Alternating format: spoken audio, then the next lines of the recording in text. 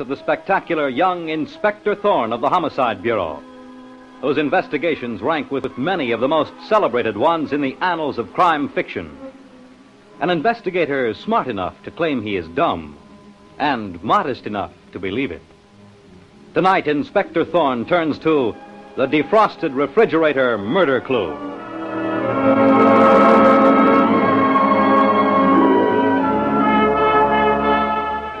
The scene is the kitchen of a large home, and standing before an electric refrigerator, we see a charming young woman, obviously quite out of her element in a kitchen, her costly frock protected only by a small apron. She is Marcia Winters, wife of the wealthy banker Arnold Winters. And as she opens the refrigerator door, we hear her say to herself, "Oh, another kitchen job that I hate. This refrigerator needs defrosting again."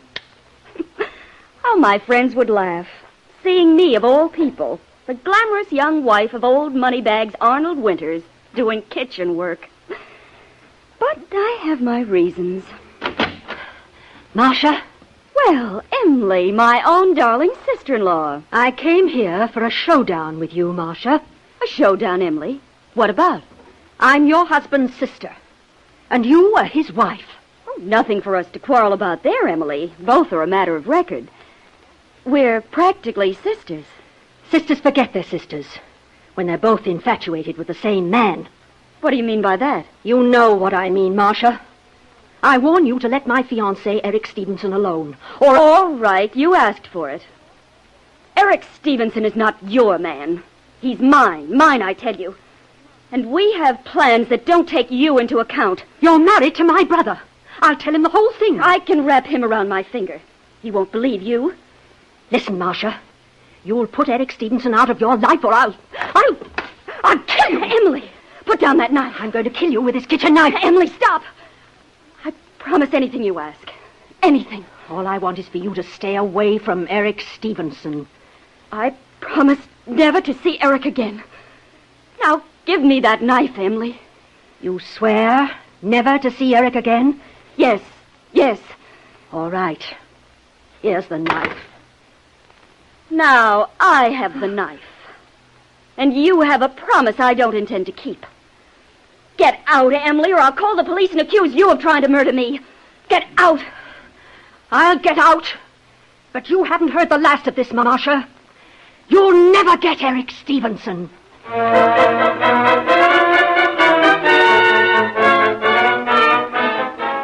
And now, 1 hour later, in the same house where this violent scene between sisters-in-law took place, we see the husband in the case, frenziedly speaking into the telephone as he says, Hello. Hello. Is this the police? My wife's been murdered. I just found her. Do you hear me? She's been murdered. Hold on. I'll switch you to the Homicide Bureau. All right, but hurry. Hello, Inspector Thorne of Homicide speaking. This is Arnold Winters. My wife, Marcia, has been murdered. I'll be out instantly. The address If you're Arnold Winters, the banker, I know your address already.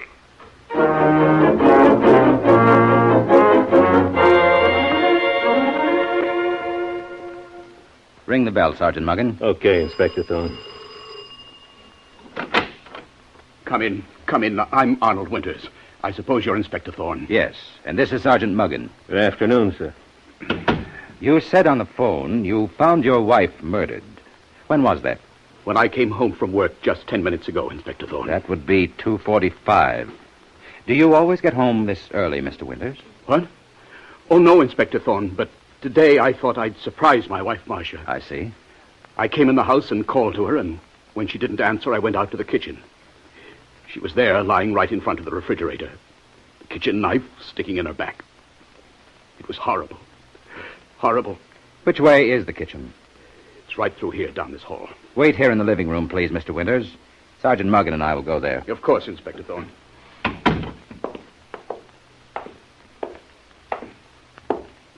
Here we are, Muggin. This is the kitchen.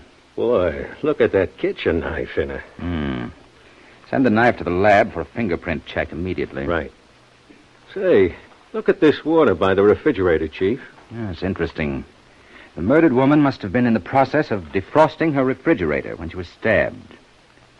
Muggin, does she look like the type of woman to enjoy working in the kitchen? Not by a long shot. That expensive dress she's wearing is certainly not meant for kitchen work. She was sure a lot younger than her husband, Arnold Winters. Yes, that's another interesting point, Muggin. I think I'll have a talk with Arnold Winters right now. Did you discover anything about my wife Marcia's murder, Inspector Thorne? Nothing yet, Mr. Winters. Did you and your wife have many quarrels? We never quarreled, Inspector Thorne. Marcia and I were ideally happy. Your wife was a great deal younger than you. Marcia was my second wife. I have a son, Bob, by my first marriage. He's 22 now. Oh, is this the servant's day off, Mr. Winters? We have no servants, Inspector Thorne. Marcia said she preferred taking care of our own home. Funny thing for the young wife of a rich banker to do. She was that kind, Inspector Thorne. That's one of the things that made our marriage so ideal. And you came home early to surprise your wife? Yes. Wouldn't a better word for surprise be trap? You came home because you were suspicious of your wife, didn't you, Mr. Winters? I trusted my wife implicitly, Thorne. Oh, Sergeant Muggin, go see who's at the door. Okay, Chief. Are you expecting any callers, Mr. Winters? I'm expecting my sister Emily. I telephoned her right after I called the police. This way, ma'am. Where is he? Where is my brother? Oh, Arnold. Poor Marcia. I can't believe she's dead. Murdered in the kitchen. Emily, this is Inspector Thorne and Sergeant Muggin. My sister, Emily Winters. How do you do, Miss Winters? Please sit down. Inspector Thorne, how could anyone do such a dreadful thing? Miss Emily, when did you last see your sister-in-law, Marcia? Not for days, poor thing. I see. Sergeant Muggin, did you send the kitchen knife down to the laboratory? Yeah, Chief. They're working it over for fingerprints right now. The kitchen knife. That was the murder weapon, Miss Emily. But there could be a great many fingerprints on that knife. I mean, well, probably all of us picked it up at some time or other. You don't have to worry, Miss Emily. Not if you haven't been here for days. Yes, of course, but... Well, you can't tell, Inspector Thorne. I'm a little slow on the uptake, Miss Emily, but I think you're lying to me. At what time today were you in this house? I wasn't here.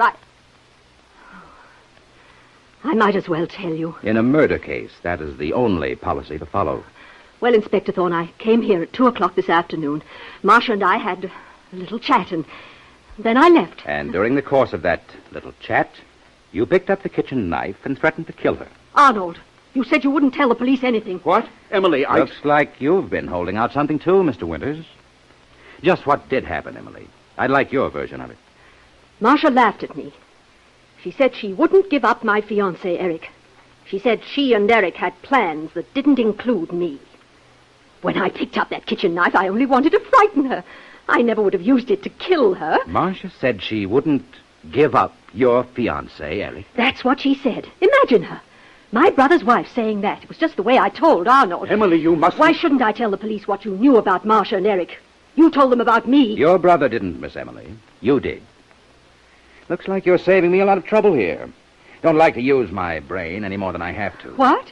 You and your brother's young wife were fighting it out over some man named Eric, and she was murdered. Now, just who is this Eric? Eric Stevenson. He's an investment broker. About the same age as your brother, I guess. Why, no. Eric is 25 years younger. But why bring Eric into it? Marcia promised me to put Eric out of her life entirely. Sergeant Muggin, check up on this man, Eric Stevenson. Maybe he didn't want to be put out of the murdered woman's life. Right, Chief. Now, Mr. Winters, what do you know of this man, Eric Stevenson? I've never met him or heard of him until today. Husbands are usually the last to know. I don't really think there was anything between Eric and Marcia. I'm just a jealous woman, I guess, Inspector Thorne, always imagining things. Imagining that Marcia told you she and Eric had planned. Imagining the kitchen knife with which you threatened her. Those won't be imaginary fingerprints that we find on the murder knife, Emily. Marcia was alive when I left this house, Inspector Thorne. If I were you, Inspector Thorne, I'd look into Eric Stevenson more closely. Mr. Winters, how long have you known about this relationship between your wife and Eric Stevenson? Only since this afternoon, since my sister Emily told me about them. I went to see Arnold as soon as I left Marcia. I told him the whole story. That's right. And I was with Emily from that time until I came home. So you see, Inspector Thorne, I couldn't have killed Marcia. How do you know at what time your wife was murdered, Mr. Winters? I don't. I just meant if Emily and I were together all the time after she left Marcia in the kitchen alive... Where does Eric Stevenson live, Emily? He lives at the French Hotel, Inspector. I think he came here this afternoon and murdered my wife. Come on, Sergeant Muggin. We're going to the French Hotel to see Eric Stevenson.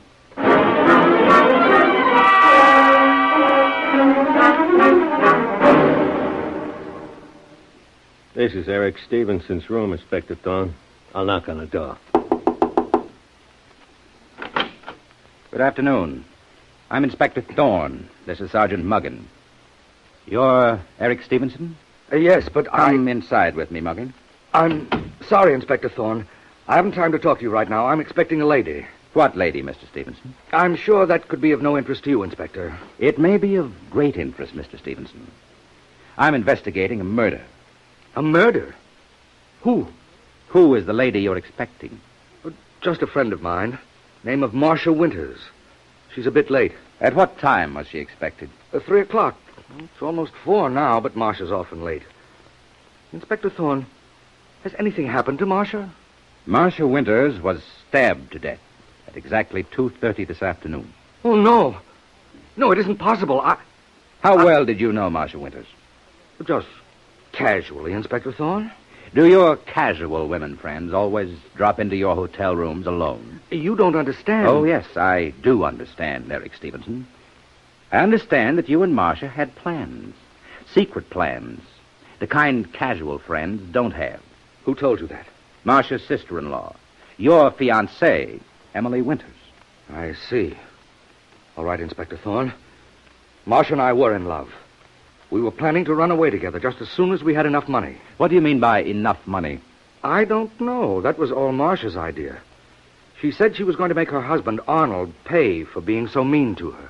Arnold says he and his wife were ideally happy. That's a lie. He says Marcia insisted upon doing her own housework because she liked taking care of their home. The old skinflint probably made her do it.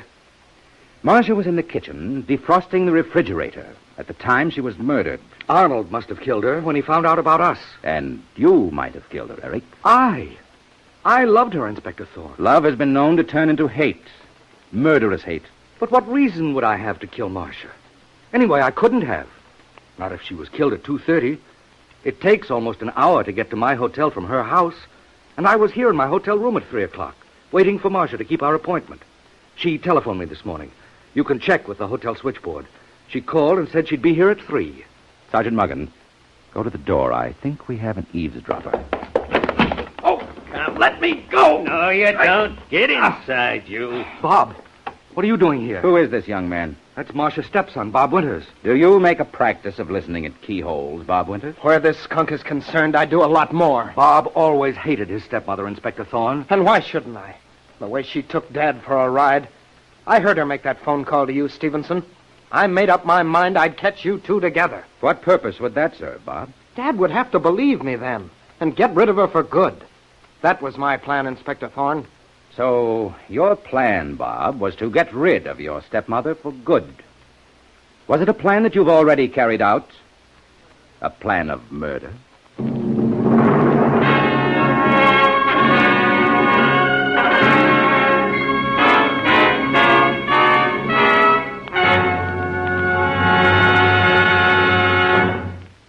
Inspector Thorne in the Defrosted Refrigerator Murder Clue will return in just a moment. But first, we'd like to take just 60 seconds of your time to tell you a little about some of the programs we've prepared for your summer radio entertainment. This evening, be sure to hear Mr. Keene, Tracer of Lost Persons.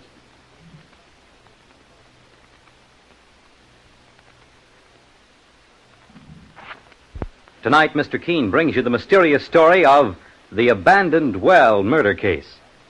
Then on Sunday, we have Tom Conway as the debonair gentleman detective known as the Saint. Then there's screen actor Lloyd Nolan in another fast-moving, hard-hitting story as Martin Kane, Private Eye. Later, actor Carlton Young comes to the NBC microphone in the double role of Philip Galt and the Whisperer. Top Sunday evening off with security agent Mr. Moto, Japanese-American security agent fighting against the evil forces which would plunge the world into another global conflict.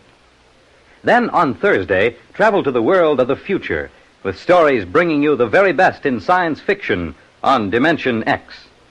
There you have it, a full schedule of programming designed to bring you the very best in radio entertainment, morning, noon, and night, over this, your NBC station.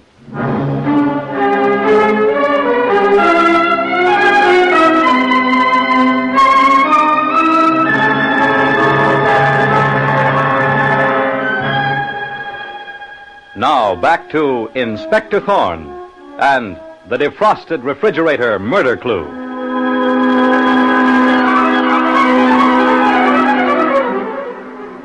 Investigating the murder of Marcia Winters, Inspector Thorne discovers that she was planning to leave her wealthy husband, Arnold, and run away with Eric Stevenson, her sister-in-law's fiancé.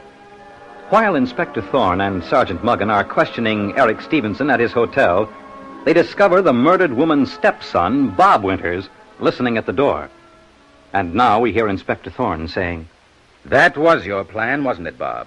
To murder your stepmother, Marcia, and then come here and put on this act to convince the police of your innocence. Marcia dead? I didn't know. That's what you'd like us to believe. Why did you kill her? Look, Inspector Thorne, I won't pretend that I'm sorry my stepmother is dead. I'm not. I hated her. Hated what she was doing to Dad.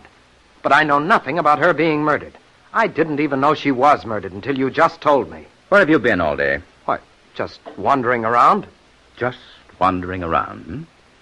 It may interest you, Bob, to know that you have the weakest alibi of any suspect. Eric Stevenson says he was right in this hotel room at the time of the murder. As for your Aunt Emily and your father, they say they were together. Aunt Emily and Father? Eric Stevenson here says your father didn't treat your stepmother well. Eric's a liar. I'll tell you something, Inspector. My stepmother was doing her own housework. Why, Bob? Your father's a very rich man. Because she was paying me off. Paying me every cent she could get together. So I wouldn't tell Dad about her having an affair with Eric. So you go in for blackmail and murder. Why should I kill Marcia? I was getting plenty from her. Every cent she could get from Dad, including the money he gave her to hire servants to do the housework. Work she did herself. Sergeant Muggan. Yes, Chief. Telephone headquarters and see if the boys have uncovered that information I asked for. Right away, Chief. And then, Muggan, you and I are returning to the murder house to have a further talk with the murdered woman's husband, Arnold Winters, and his sister, Emily. And we're taking Eric Stevenson with us.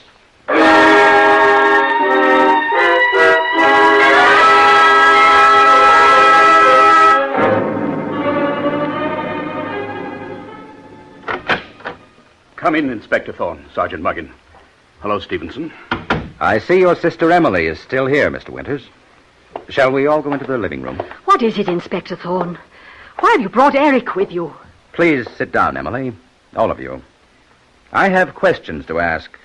Oh, nothing to be alarmed about. Of course, Inspector Thorne. Go right ahead. You, Mr. Winters, did you have many arguments? My wife, Marcia, and I never argued. Arguments with your son, Bob, about money? Arguments with Bob? Of course not. Bob knew he could come to me for anything he needed. I'm not so sure of that, Inspector Thorne. Only the other week, Bob borrowed some money from me, his aunt. Emily. How about Eric Stevenson, Miss Emily? How much money has he borrowed from you? Not a penny. That's absolutely right, Inspector Thorne. Eric never asked me for money. But you did go out together. Well, naturally, Inspector Thorne. The theater, the best nightclubs. Eric and I always had a wonderful time. Considering that Eric is practically penniless, that's very interesting. Eric's an investment broker. My men have checked that, Emily. Eric Stevenson is not a broker. In fact, he has no visible means of support and no bank account. What if I haven't? Is that a crime, Thorne? Men who are penniless don't usually take their fiancées to expensive nightclubs, Eric. All right, I paid the check. Because I wanted to. Eric and I loved each other. That was all that mattered. Is that right, Eric? Entirely, Inspector Thorne. How many women did you love, Eric? Your fiancée, Emily? Your fiancée's sister-in-law, Marcia? Was that the trouble? You loved too many women, and so you had to eliminate one from your life? I did love Emily, Inspector Thorne, until I met Marcia. Then no one else counted. Eric! I'm sorry, Emily. But there was something about Marcia that wove a spell about me. I couldn't think of anything else. And you even forgot about Emily Winters' money. Or did you decide that you could get more from Marcia through her husband, Arnold? Inspector Thorne, I think Arnold Winters knew about his wife Marcia and me being in love from the very beginning. Inspector Thorne, you must believe me. I had no idea, no inkling that there was anything between my wife, Marcia, and this man, Eric, until this afternoon. For a big banker, you seem to miss a lot that's going on around you, Arnold Winters. If you mean my wife's affair with this man, I didn't know anything about it. And you saw nothing strange in the fact that your wife did not use the money you gave her to hire servants, but did all the housework herself. And you did not know that your own son, Bob, was blackmailing your wife, his stepmother? What? You are a very innocent man, Mr. Winters. Suspiciously innocent. I'll take it, Inspector Thorne. Hello, Sergeant Muggin talking. What? When? Okay, I'll tell the chief. Inspector Thorne, can I see you outside a minute? Everybody wait in here, please. Come along, Sergeant Muggin. That was headquarters, Chief. You had one of the boys tailing the steps on Bob Winters. And he caught young Bob trying to leave town? Yeah, he's bringing him down to your office. Say, how did you get the idea he tried to make a getaway, Chief? Just one of my hunches, Muggin. Now, in Inspector Thorne's office at the Homicide Bureau, we see him with Bob Winters, the stepson of the murdered Marcia Winters, and we hear Inspector Thorne say, Men who have nothing to conceal don't try to run away, Bob. I didn't kill my stepmother. What did you do with the blackmail money your murdered stepmother Marcia gave you? I'm not answering any questions, Inspector Thorne. Because you can't. There was no blackmail money. Well, I lost it gambling. No, you didn't. Or we'd have found that out. You made up that story of getting blackmail money from your murdered stepmother in order to protect your father, to draw suspicion away from his having killed her. Dad didn't kill Marcia. You knew your father's alibi was phony. He wasn't with your Aunt Emily at the time his wife was murdered. You can't trick me like that, Inspector Thorne. It isn't a trick, Bob. You saw your father drive away from your Aunt Emily's house long before the murder time. Yes, everything you said is right. Except about Dad being guilty. He didn't kill Marcia. Do you say that, Bob, because you know who did kill her? No. Well, I think I know. Sergeant Muggin. Yes, Chief. Let Bob Winters wait in the other room. Right out here, Bob. Okay, Inspector Thorne. Bring me that money that the searching squad found, and all the information from the banks. And then, Muggin, pull in the other suspects immediately. I'm ready to uncover the killer.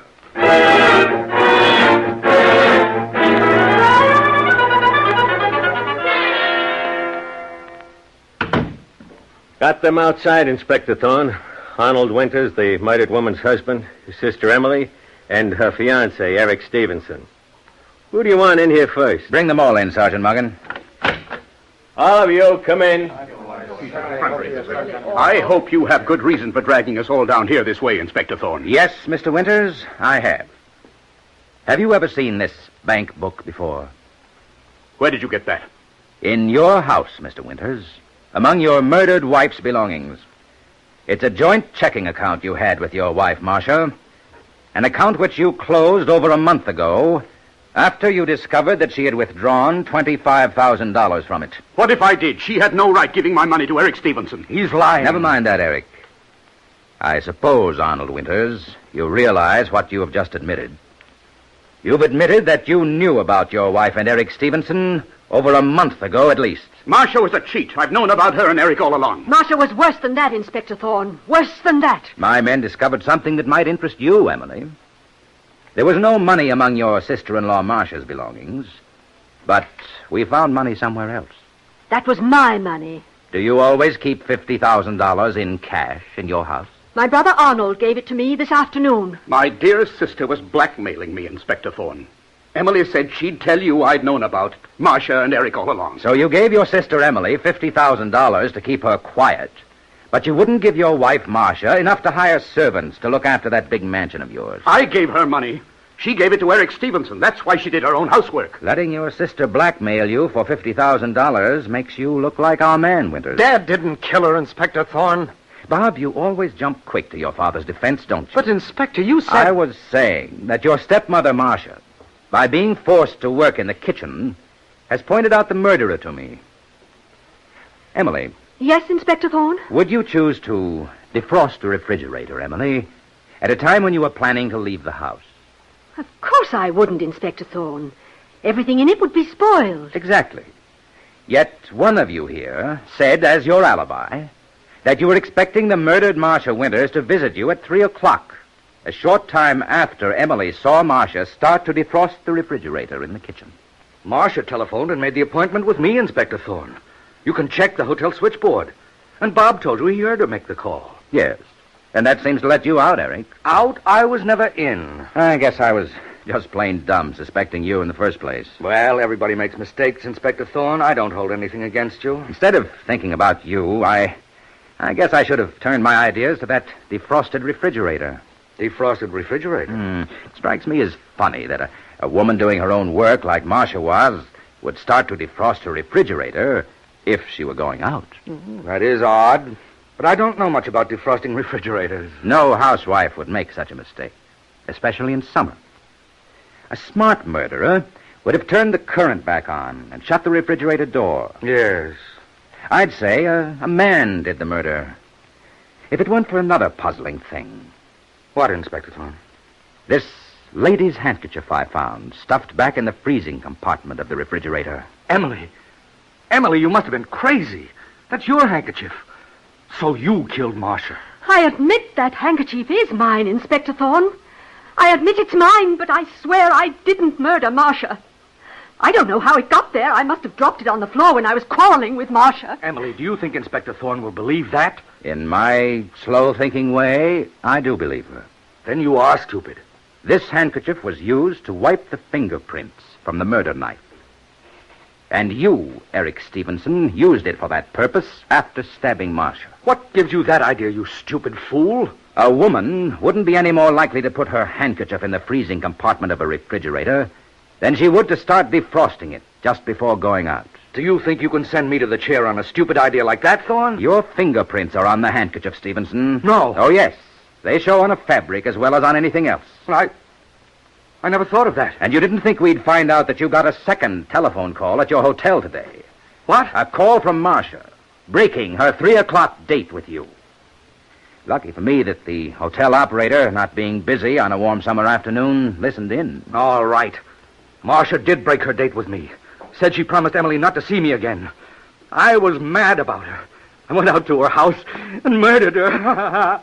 But don't pin any flowers on yourself, Thorne. For getting me, it was all luck. A dumb cop like me needs all the luck that comes his way.